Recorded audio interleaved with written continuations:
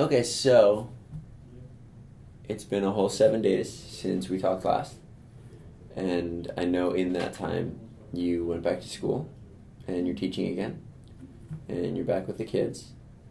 So, how's that going?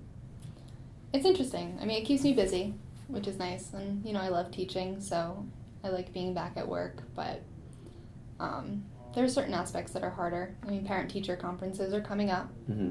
and that's something I was worried about. So I feel like the closer it gets, the more anxious I get thinking about it. What about it makes you anxious? Um, I mean, I think it's that I'm going to be talking to these parents and they're going to be asking me all these questions about their kids, same as every year. How's my kid doing in class, and them being so worried about their children, like, it's going to be very hard for me to keep my own feelings in, it's a professional setting. I can't let my feelings show, but I'm afraid that it might come up that I don't have that anymore. Without my mom, I don't have someone asking like how I'm doing kind of thing. But, I mean, I think you're overlooking the fact that you're a mom, Yeah. and you do have people to care about.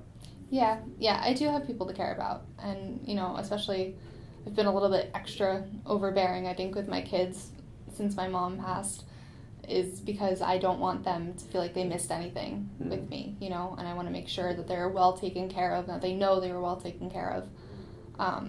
But, I was taking care of my mom towards the end. I was at her beck and call, and, that's what I wanted to do, and that's what I did, and I was there all the time.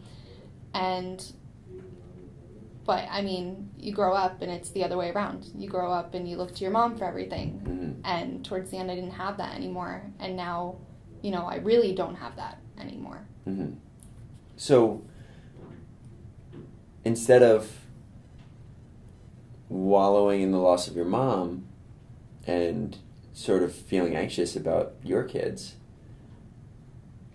what if you died?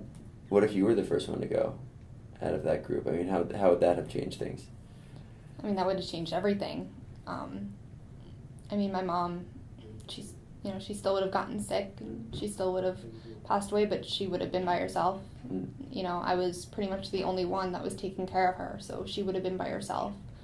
And she was scared as it is. I can't imagine having her have been alone, at the end.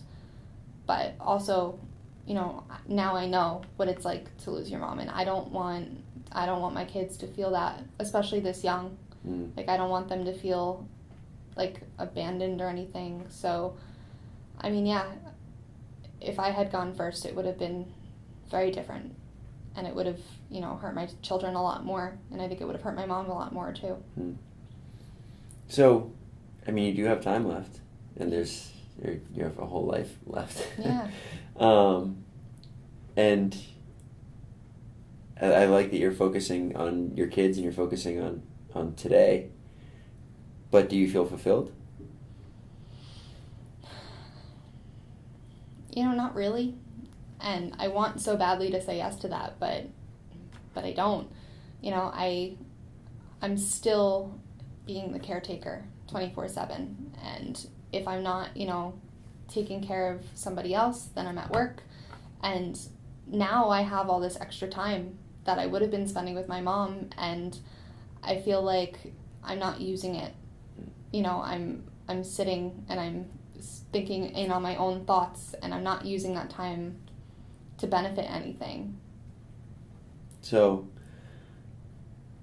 how could you refocus that time? I mean, instead of just sort of sitting in your own anxiety and nerves, where could you focus that? I mean, I guess finding, a hobby or something that I could do on my own time, something that's just for me, Any ideas?